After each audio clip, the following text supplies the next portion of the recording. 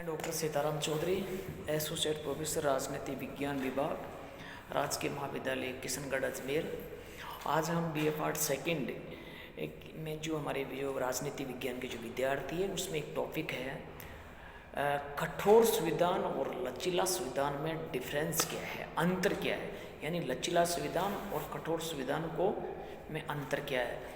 बहुत सारे देशों की संविधान जो बहुत ही लचीला है उसमें अमेंडमेंट करना बहुत आसान होता है और वो फास्ट तरीके से, मतलब आज देखा अगर भारत के संदर्भ में देखें तो हम 70 साल के अंदर हमने करीबन 125 के आसपास हमने संविधान संशोधन की श्रेणी में। कुछ संशोधन हमारे राज्यसभा में अटके हुए, कुछ लोकसभा में अटके हुए, कुछ राष्ट्रपति के पास पड़े, ऐसे करके हम करीबन 116, 17, 18 के आसपास संविधान संशोधन की स्थिति में हम पहुँच गए।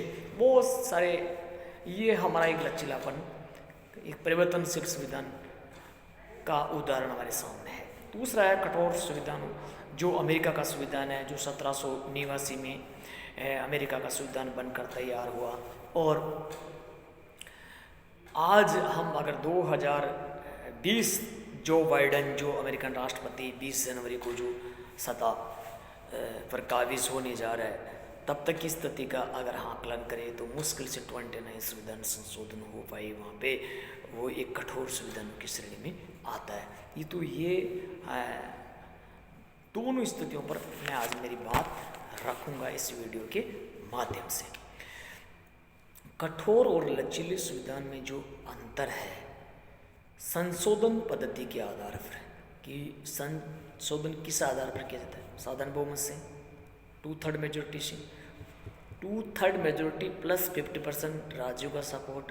दूसरा, साधारण कानून तथा संवैधानिक कानून की स्थिति में अंतर, कि साधारण कानूनों में किस प्रकार का अमेंडमेंट मेजोरिटी चाहिए आपको, और संवैधानिक कानूनों में अगर अमेंडमेंट करना आपको तो आपको किस तरीके की मेजोरिटी चाहिए। लेखबद्धता में अंतर, एक ये अंतर है। तो इस आधार पर हमने इन दोनों के अंदर अंतर देखा है। जो श्रेष्ठ संविधान के जो लक्षण है, जो बेस्ट कॉन्स्टिट्यूशन किसको कहेंगे, एक तो संक्षिप्तता होनी चाहिए उसके अंदर।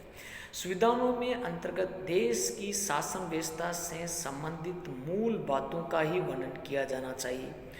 दिन प्रतिदिन के राजनीतिक जीवन में से संबंधित विस्तार की बातें लिखकर संविधान का आकार नहीं बढ़ाना चाहिए। एक तो ज़्यादा बड़ा संविधान की आवश्यकता नहीं है, वो बेस्ट संविधान वो होता है जो संक्षिप्त में हो और जो मूल चीज़ें उसके अंदर लिखी हुई है, डेली रूटीन की जो बातें हैं या रूटीन की जो प्रॉब्लम क्रिएट होती है उसको संविधान के अंदर उसका सब जगह लिखने की आवश्यकता नहीं है। व्यापकता, संविधान में शासन के आधारभूत सिद्धांतों तथा नियमों का यथासंभव व्यापकता के साथ वर्णन किया जाना चाहिए। और तीसरा है स्पष्टता और निश्चितता, संविधान की भाषा यथासंभव अधिकांश स्पष्ट निश्चित होनी चाहिए, जिससे ताकि जनता संविधान को समझकर उसके अनुसार आचरण कर सके।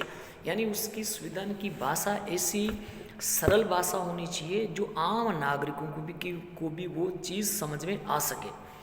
मौलिक अधिकार, नागरिकों के मौलिक अधिकारों का उल्लेख संविधान में स्पष्ट रूप से होना चाहिए ताकि नागरिकों की स्वतंत्रता और हित अधिक सुरक्षित हो सके।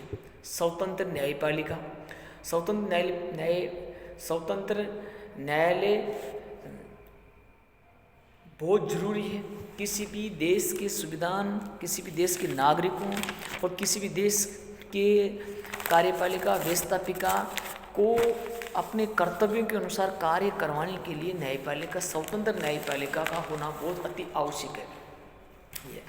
परिवर्तनशीलता, जेनिंग्स के अनुसार संविधान उन्हीं अवस्थाओं में परिवर्तन नहीं होता है जिसमें रचना हुई थी, बल्कि उनके शताब्दियों तक वह रहता है। इसलिए संविधान व्यापक रूप से ऐसा होना चाहिए जो अपने आप को परिवर्तन परिस्थितियों के अनुसार बदल सके। वस्तुतः एक अच्छे संविधान में स्वामित्व और परिवर्तनशीलता के देखते हुए कठोर संविधानों को हम किस श्रेणी में हम इसको रख सकते हैं। ये हमारे लिए एक बहुत ही इम्पोर्टेंट चीज़ है कि अगर परिवर्तनशीलता नहीं होगी संविधान के अंदर तो वो समय के अनुकूल वो कार्य करने में और जनता को सुख सुविधा देने के लिए और राष्ट्र के विकास के लिए वो बाधक हो सकता है। ये परिवर्तनशीलता की बात है। दीर्घकालीन स्थिरता एक संविधान की एक ये भी है। इस संविधान का निर्माण ऐसे मूलभूत सिद्धांतों के आधार पर किया जाना चाहिए जो संविधान को लंबे समय तक स्थिरता प्रदान करता हो। अल्पसंख्यकों के हितों की सुरक्षा, एक अच्छे संविधान में अल्पसंख्यकों के हितों की सुरक्षा की गारंटी होनी चाहिए ताकि वे लोगों के सुविधाओं के प्रति सम्मान की भावना में बनाए रह सके। संविधानों की आवश्यकता और महत्व, उसकी इम्पोर्टेंस ही क्या है, ये मैंने इनके जो परिवर्तनशीलता और कठोरता संविधानों की जो बात बताई उसके बाद में मैंने इनके जो श्रेष्ठता बताई है और उसके बाद में इनकी इम्पोर्टेंस ही क्या है। सामाजिक और आर्थिक लक्ष्यों की प्राप्त करना, एक तो संविधान का जो सबसे संविधान जरूरी क्यों है, विलय की दिशाएं सुरक्षित रखना, शासन के स्वरूप और संगठन का निश्चय, प्रजा की निश्चित अंगों की पूर्ति करना, एकीकरण की इच्छा, मौलिक सिद्धांतों की स्थापना और सुरक्षा, ये सारे के सारे इम्पोर्टेंस ही हर हमारा जो कॉन्स्टिट्यूशन है उस कॉन्स्टिट्यूशन की आवश्यकता है।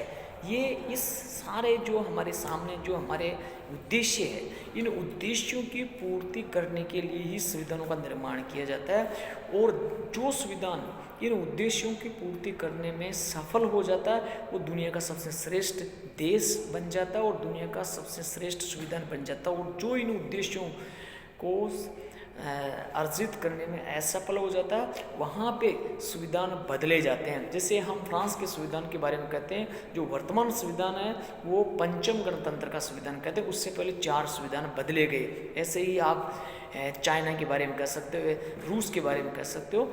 ये एक तरीके की परिवर्तनशीलता हमारे सामने दिखाई देती है और उसके अनुसार संविधान आगे बढ़ता है। जय।